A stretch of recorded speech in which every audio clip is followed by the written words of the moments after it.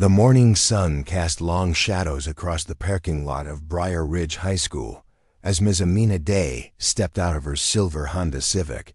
She paused for a moment, adjusting the strap of her leather messenger bag and smoothing down her navy blazer.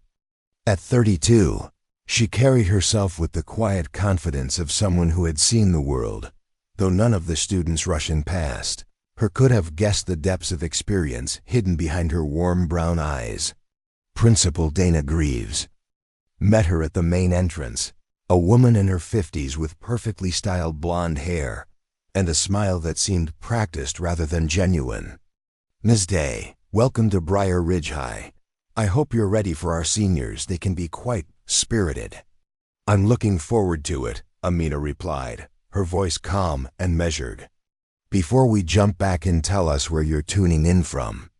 And if this story touches, you make sure you're subscribed, because tomorrow I've saved something extra special for you." The hallways buzzed with the familiar chaos of Monday morning. Students clustered around lockers, their conversations punctuated by bursts of laughter. Amina walked beside Principal Greaves, her trained eyes automatically cataloging the social dynamics playing out around them. "That's Connor Hawley," Principal Greaves said, following Amina's gaze to a tall, broad-shouldered boy with perfectly tousled brown hair. He was surrounded by a small group of admirers, his confident laugh carrying above the general din. "Student body president, star of the debate team. His father's on the school board." Amina nodded, filing away the information. Connor's posture spoke of someone accustomed to being the center of attention, but there was something in the way the other students looked at him, a mixture of admiration and wariness that made Amina's instincts hum with quiet attention. "And those are his usual companions," Principal Greaves continued. "Zane Porter, the loud one, and Rico Tran, the quiet one in the back." Zane was impossible to miss, his voice booming as he added dramatic flourishes to whatever story Connor was telling. Rico, by contrast, seemed to hover at the edge of the group, participating but not quite belonging, his dark eyes holding a complexity that suggested deeper thoughts than his companions. The first period bell rang, and Amina found herself in room 237, a spacious classroom with tall windows overlooking the school's courtyard. Students began filing in, their conversations continuing in hushed tones as they sized up their new teacher. Connor entered with his usual entourage, choosing seats in the middle of the room where they could command the best view of both the teacher and their classmates.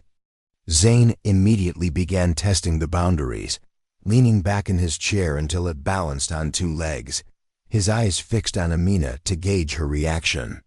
"Good morning, everyone," Amina said once the final bell had rung. "I'm Ms. Dey, and I'll be your history teacher for the remainder of the semester." As she moved to sit at the desk, she noticed Connor's subtle nod to Zane. In her peripheral vision, she caught the slight movement, Zane's foot sliding her chair back just enough that she would miss it if she sat down carelessly. It was a classic test, the kind of prank designed to establish dominance and gauge how she'd respond to being embarrassed. Instead of sitting, Amina paused at the desk, her fingers trailing along its edge as she smiled at the class. "Before we begin, I'd like to share something with you. In my experience, the most interesting lessons come from understanding power dynamics, who has it, who wants it, and how it's used." She moved around the desk, noting how Zane's foot quickly retreated, and how Connor's confident expression flickered with something that might have been confusion. "Today, we're going to talk about the French Revolution," she continued, her voice carrying the kind of authority that came from years of commanding attention in far more dangerous situations than a high school classroom.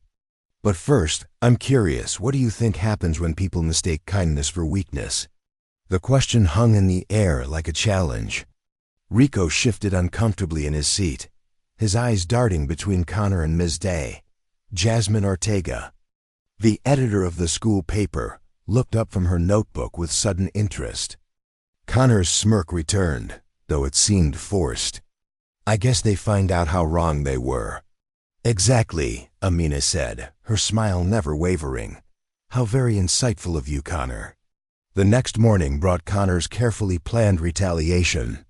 He'd spent the previous evening crafting what he was certain would be the perfect trap. His phone buzzing with messages from followers eager to see the next installment of his teacher takedown series. It's going to be perfect, he told Zane as they huddled near the lockers before first period. I've got the sound clip ready, that stupid meme with the screaming goat. Right when she starts talking about the French Revolution, boom! The whole class will lose it, and I'll have it all on video. Rico stood with them, but his participation felt hollow. He'd spent the previous evening thinking about Ms. Day's question about kindness and weakness, and something about it had unsettled him. The morning progressed until second period, when Connor's plan went into motion. He'd connected his phone to the classroom speakers via Bluetooth, his device hidden beneath his desk as he prepared to trigger the humiliating sound clip. Ms. Dey stood at the front of the room, writing key dates on the whiteboard. The French Revolution began in 1789, she said, turning to face the class. But to understand why it happened, we need to examine the social conditions that made it inevitable. Connor's finger hovered over his phone screen. Several students had their phones out, positioning them to capture Ms. Dey's reaction. The anticipation in the room was palpable. The social contract, Rico said quietly, is the idea that people give up some freedoms to live in a society that protects them. Excellent, Rico, Ms. Dey said, and something in her tone made Connor hesitate. But what happens, she continued, when those in power abuse the trust placed in them? Connor pressed the button. The speakers crackled to life, and the obnoxious sound of a screaming goat filled the classroom. Students jumped, some laughing, others looking around in confusion. But Ms. Dey didn't flinch. She didn't shout or demand to know who was responsible. Instead, she calmly walked to the technology cabinet and disconnected the main audio system with practiced efficiency. The room fell silent. Interesting, she said, her voice cutting through the quiet with surgical precision. A perfect example of how those who feel powerless often resort to disruption when they can't control a situation through legitimate means. Connor's triumphant grin faltered. This wasn't going according to plan. The nobles of pre-revolutionary France used similar tactics, Ms. Dey continued, returning to the front of the class. When they couldn't maintain their authority through respect or competence, they resorted to spectacle and disruption. They thought it made them look powerful. Her eyes swept across the room, not accusatory but observant. Of course, we all know how that ended for them. My lunch, Connor's frustration had transformed into rage. His carefully edited video from that morning's incident was already online, but the comments weren't what he'd expected. Instead of mocking Ms. Dey, many viewers were pointing out how composed she'd remained, how she'd turned his prank into an actual lesson. We need to do something bigger, he said, his voice carrying the edge of someone who wasn't used to being outmaneuvered. Something she can't twist around with her weird mind games. Rico sat at the edge of the group, pushing food around his plate without eating.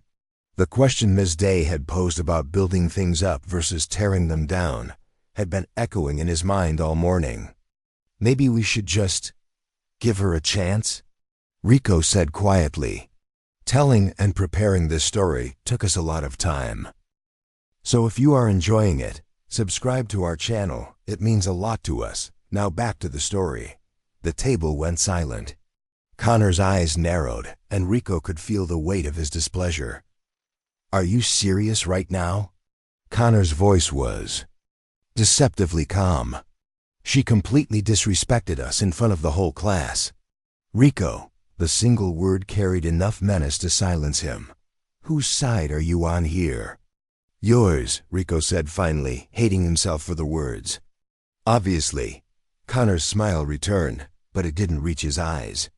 Good, because I'm starting a new challenge. #Teacher Takedown is going to be huge. Across the cafeteria, Jasmine Ortega watched the dynamics at Connor's table with growing concern. She'd been documenting the school's bullying culture for months, and something about Ms. Day's arrival seemed to be accelerating the conflict. Her phone buzzed with a notification. Connor had tagged her in his latest post, along with half the school. The video from Ms. Day's class was already racking up views, but Jasmine noticed something Connor's edited version didn't capture: the way Ms. Day had looked at Rico when he'd made his comment about the social contract, not with condescension, but with genuine respect. Friday morning arrived with electric tension. Connor had spent Thursday evening live streaming his planning session to devoted followers, building anticipation for what he promised would be Ms. Day's complete humiliation. The plan was beautifully simple in its cruelty. During second period, Zane would stage a dramatic mental breakdown, complete with tears and accusations that Ms. Day had been verbally abusing students off camera. Rico would provide supporting testimony. Connor would capture it all on video. "It's perfect," Connor told his followers as he walked through the hallway. "She can't turn this one around." How do you philosophize your way out of making a student cry? Ms. Day entered the classroom with her usual calm composure, but Rico noticed something different in her demeanor. There was an alertness in her posture that suggested she was prepared for whatever was coming. "Good morning, everyone," she said as the bell rang. "Today we're going to continue our discussion of the French Revolution, but I want to start with a question." She moved to the whiteboard and wrote a single word: performance. "Can anyone tell me the difference between genuine emotion and performed emotion?" The question sent a chill through Connor's plans. It was as if she'd somehow anticipated what was coming. "Genuine emotion comes from inside," Rico said quietly. "Performed emotion is fake." "Excellent, Rico," Ms. Day said, and the warmth in her voice made his chest tighten with guilt. "And why might someone choose to perform an emotion rather than express a genuine one?" Connor caught Zane's eye and nodded. It was time. Zane let his face crumple into distress.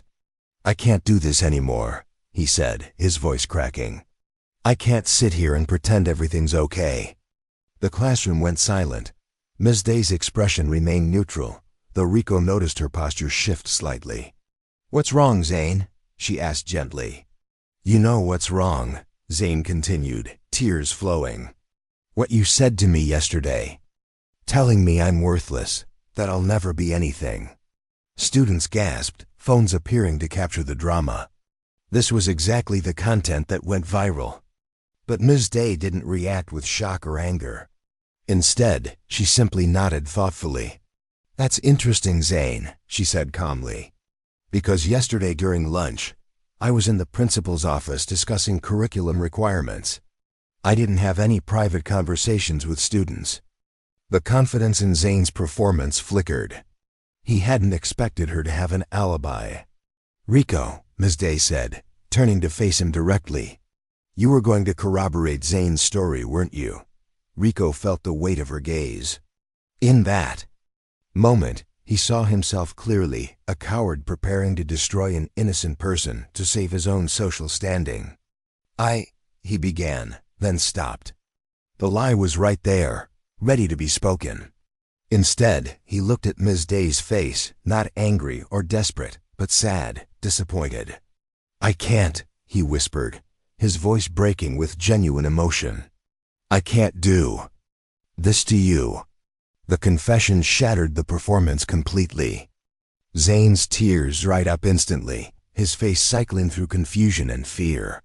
Connor stared at his phone in horror as his live stream captured the complete failure of their scheme.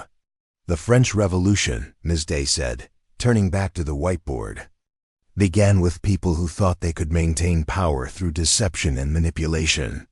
They discovered too late that truth has a way of surfacing." She looked directly at Connor, her eyes holding knowledge that made his blood run cold. 20 minutes after the final bell, Jasmine remained at her desk in room 237, writing furiously.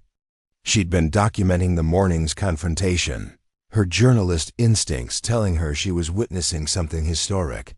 Ms. Day sat at her desk, grading papers with calm efficiency. The classroom was quiet except for the soft scratching of her pen. "Ms. Dey," Jasmine said finally. "Can I ask you something?" The teacher looked up. "Of course, Jasmine. You knew, didn't you, about their plan?" Ms. Dey set down her pen and leaned back in her chair. "I had suspicions. Their behavior patterns were predictable." "Behavior patterns? That sounds like something a psychologist would say. Or maybe someone with training in reading people." Ms. Dey studied Jasmine's face, seeing the intelligence there, the curiosity that drove her to dig deeper. "You're very perceptive," Ms. Dey said finally. "That's a valuable trait in a journalist. It's also a dangerous one, especially when you're trying to document the truth about someone like Connor Hawley. Has he threatened you?" The question was asked casually, but Jasmine caught the subtle shift in Ms. Dey's posture. "Not directly, but everyone knows what happens to people who cross him. Teachers quit, students transfer." Ms. Dey nodded slowly.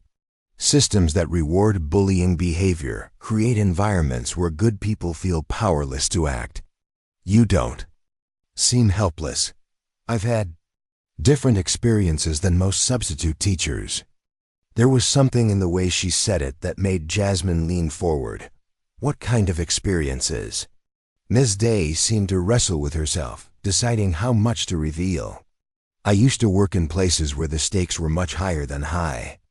School social dynamics, where the wrong decision could cost lives, where people in power used fear and manipulation to control others.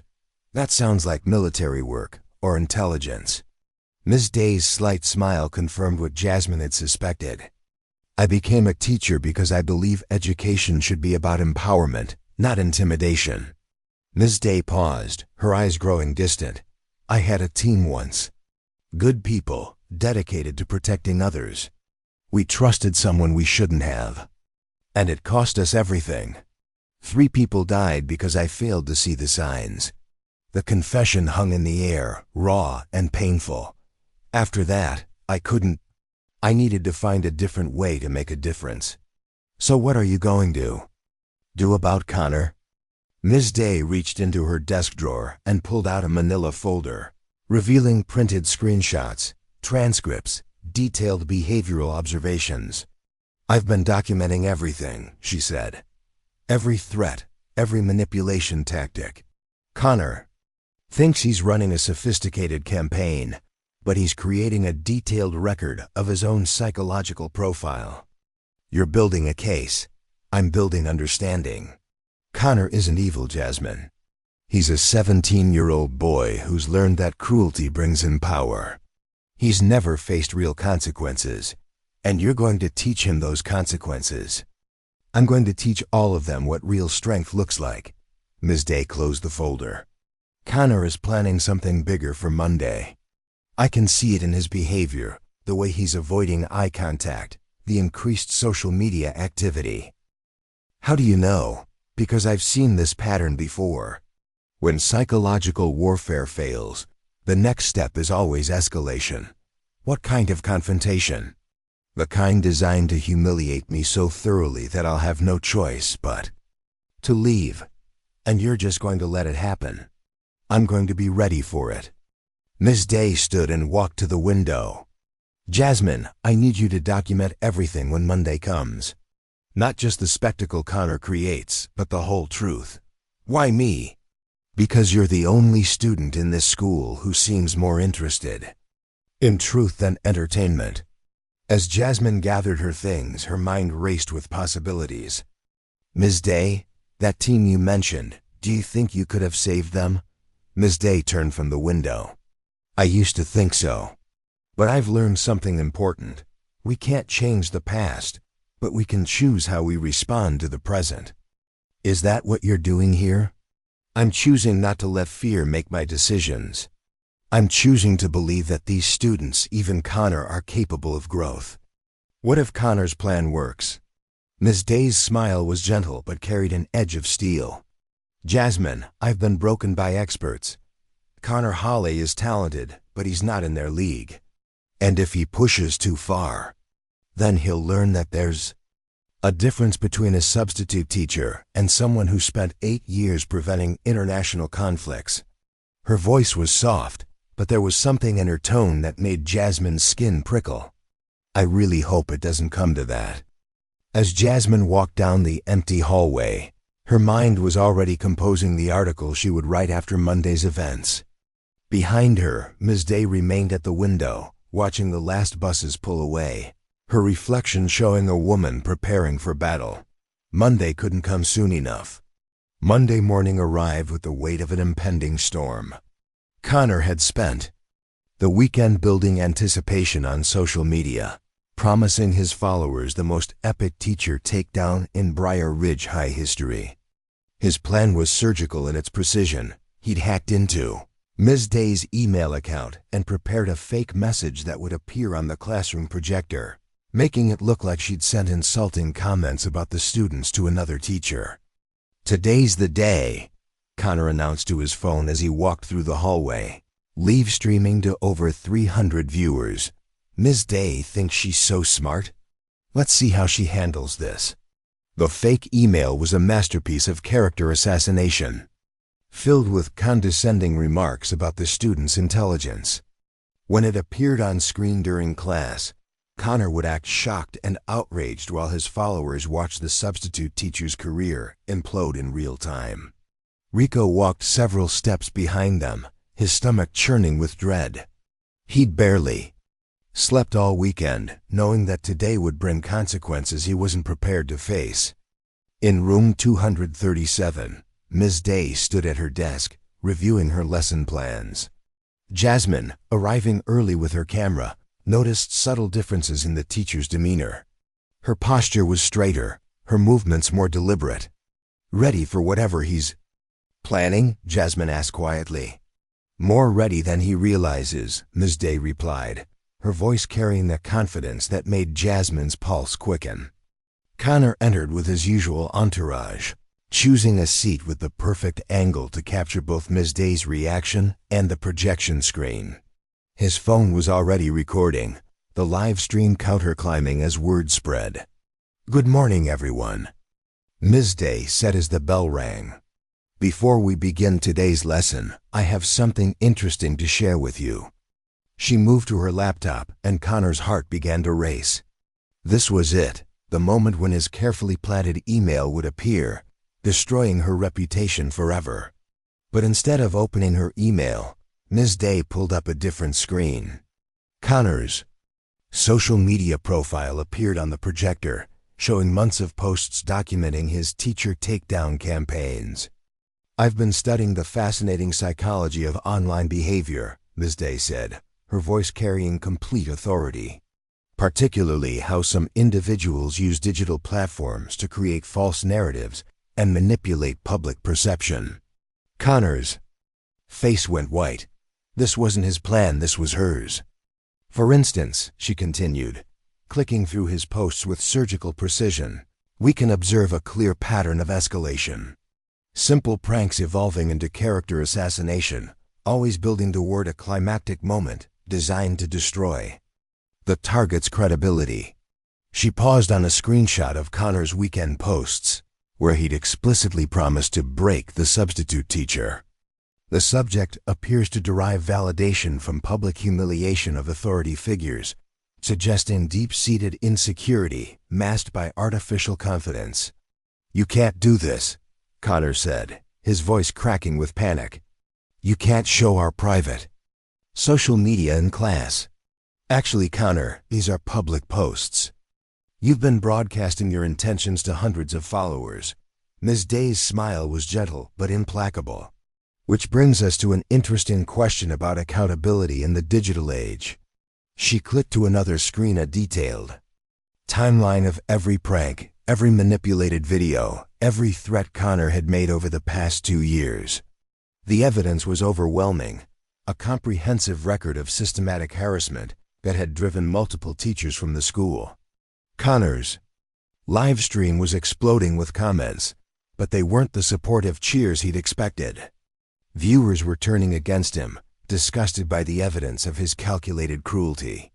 "Stop," he said, his composure finally cracking. "Just stop." But we're just getting to the interesting part, Ms. Dey said, pulling up the fake email he'd planted in her system. For instance, this message that appeared in my account over the weekend. The language patterns don't match my writing style. The timestamp coincides with when I was provably elsewhere, and the IP address traces back to. She let the implication hang in the air. Connor's face had gone from white to green. Now, Ms. Dey said, turning to face the class directly, I'd like to hear from some of you. How do you actually feel in this classroom? The silence stretched for an eternity. Then Rico raised his hand. I feel safe here, he said quietly, his voice gaining strength. For the first time in months, I feel like I can speak without worrying about what someone's going to do to me later. Other students began to speak up, sharing their own experiences with Connor's reign of terror, their relief at finally having a teacher who couldn't be intimidated. I'm sorry, Rico said suddenly, turning to face Connor directly. I'm sorry I helped you hurt people. I'm sorry I was too scared to stand up to you sooner. Connor stared at his former friend, seeing his carefully constructed empire crumbling in real time. On his phone, the live stream viewer count was plummeting as people logged off in disgust. Ms. Dey walked over and quietly locked the classroom door, then disabled the Wi-Fi router. I think, she said calmly, it's time we had an honest conversation about what's been happening in this school. Within hours, the confrontation had spread throughout Briar Ridge High like wildfire.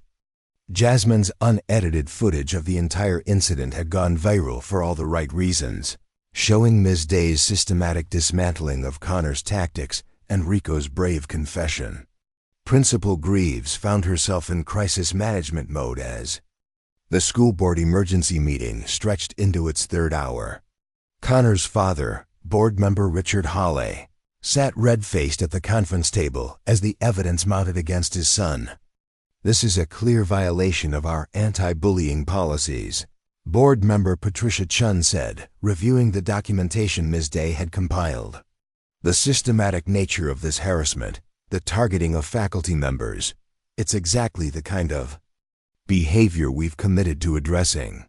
My son made some mistakes, Richard Hawley protested. But this substitute teacher has violated his privacy. Nothing she showed was confidential. The school's legal counsel interrupted. These were public social media posts.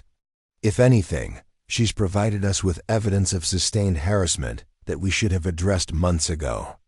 The documentation Ms. Dey had presented painted a damning picture of administrative failure, showing how complaint after complaint had been dismissed, allowing Connor's behavior to escalate unchecked. Under our revised disciplinary code, this warrants immediate suspension pending a full investigation, said board member Dr. Williams. Richard Hale's face darkened. You're talking about destroying my son's future over teenage pranks. Pranks? Ms. Chun's voice was ice cold. Mr. Hawley, your son systematically drove 2 substitute teachers to quit mid-semester. This isn't pranking, it's psychological warfare. In the hallway outside, Connor sat with his head in his hands, finally confronting reality. The suspension letter lay beside him, along with notification that all his college applications would be reviewed in light of the disciplinary action. Rico found him there an hour later, his own emotions a confused tangle of guilt and relief. Come to gloat? Connor asked when he looked up. No, Rico said simply. I came to see if you're okay. They sat in silence for several minutes. Why? Did you turn on me? Connor asked finally. We were supposed to be friends. Rico considered the question carefully. We were never really friends, Connor. I was just someone you kept around to make yourself feel powerful. And I let you do it because I was scared of being alone. I chose the truth over a lie, Rico said. Ms. Dey didn't make me turn against you. She just made me realize I was turning against myself. 2 weeks later, Connor returned from suspension under strict conditions. His swagger was gone, replaced by a hollow-eyed wariness that made him almost unrecognizable. He found Ms. Dey in her classroom after school, grading papers in the golden afternoon light. "Miss Day," he said quietly from the doorway. "Could I talk to you for a minute?" She looked up, studying his face carefully. The arrogance was gone, stripped away by 2 weeks of facing real consequences for the first time in his life. "Of course," she said, gesturing to a chair. "Please sit down." "I wanted to apologize," he said, the words rushing out. "For everything I did to you, for the videos, the pranks, the email thing. I know it was wrong." Ms. Day set down her pen and gave him her full attention. "What made you realize it was wrong, Connor?" "When I saw what you showed the class. All those posts, all those teachers who quit because of me. I never really thought about them as real people before. And now I can't stop thinking about Mr. Patterson. He was a good teacher, and I drove him away because it was funny." Connor's voice broke slightly. "I destroyed someone's career for entertainment." Ms. Day reached into her desk and pulled out a thick packet of papers. "These are resources for understanding the psychology of bullying behavior," she said, handing it to him. "Information about empathy development, conflict resolution, and healthy ways to process feelings of powerlessness. You think I can change? I think you're 17 years old, which means your brain is still developing. The patterns you've learned can be unlearned, but only if you commit to the work. Why are you helping me? After everything I tried to do to you?" Ms. Day was quiet for a moment. "Because I've seen what happens when young people with your intelligence choose darkness instead of light. Some become dictators, others become war criminals. But some, with the right guidance, become leaders who actually make the world better. Which do you think I'll become?" "That," she said simply, "is entirely up to you." Spring arrived at Briar Ridge High with a sense of renewal. The transformation in the school's culture was subtle but unmistakable. Students walked the hallways with less fear. Teachers spoke up more confidently, and the toxic atmosphere was finally beginning to clear. Rico had emerged as an unexpected leader, organizing peer support groups for students who had been bullied. His quiet courage in standing up to Connor had inspired others to find their own voices. Jasmine's articles about the incident had gained national attention, sparking conversations about cyberbullying and administrative accountability. College journalism programs were reaching out to her, impressed by her nuanced coverage. Principal Greaves had implemented new policies and training programs designed to address harassment before it escalated. The board had offered Ms. Day a permanent position, recognizing that her unique approach had fundamentally changed the school's dynamic. The change in Connor was perhaps the most remarkable of all. His mandatory counseling had evolved into voluntary sessions as he worked to understand the psychological roots of his behavior. He'd withdrawn his applications to Ivy League schools, choosing community college while he focused on personal development. "I don't know who I am without the anger," he admitted during one of his sessions with Rico, their friendship slowly rebuilding on honesty rather than power dynamics. The school held an assembly in May to recognize students and staff who had demonstrated exceptional integrity. Rico received an award for moral courage, Jasmine for journalistic excellence, and Ms. Day for educational innovation. The most meaningful moment came when Connor took the stage for his required community service presentation. "I spent 2 years thinking I was powerful," he said, his voice steady but subdued. "But power that comes from hurting others isn't real power at all. Real strength is what Rico showed when he chose truth over belonging. Real power is what Ms. Day demonstrated when she refused to let my behavior define her response." The last day of school arrived with bittersweet atmosphere. In room 237, Ms. Day had one final assignment for her students. "I want you to write about a moment this semester that changed your perspective," she said.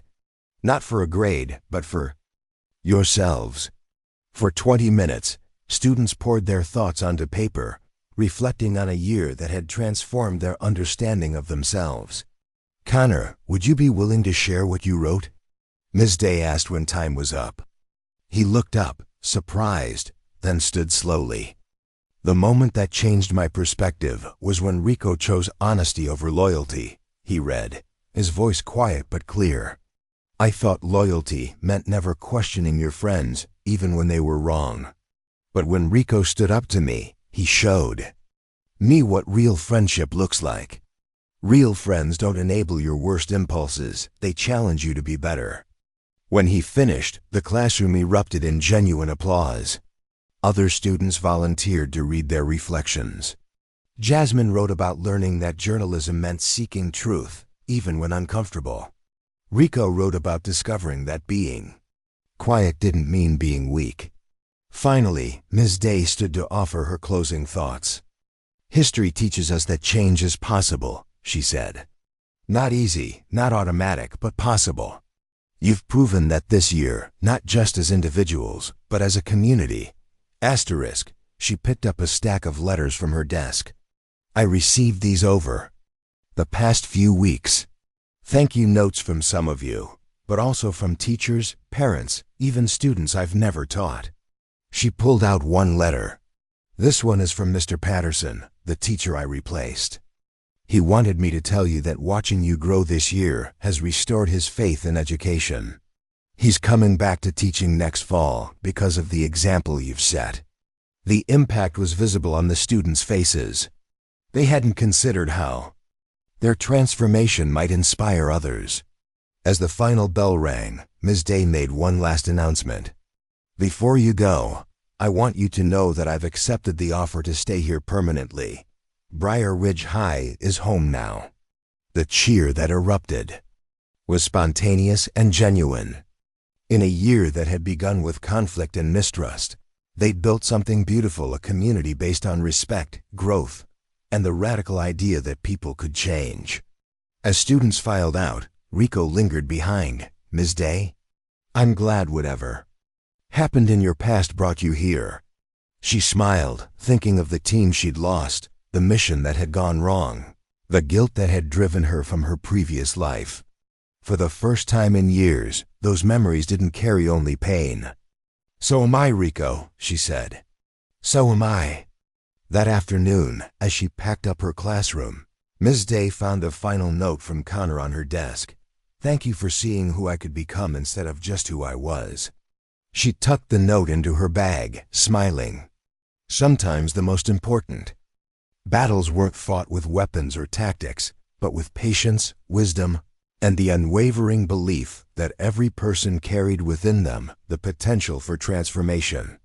The school year was over, but the real education would continue for years to come. Up next, we have 2 more incredible stories that are waiting for you. Just click the image you want to watch, and it will take you there. If you enjoyed this video, make sure to subscribe. It would mean a lot.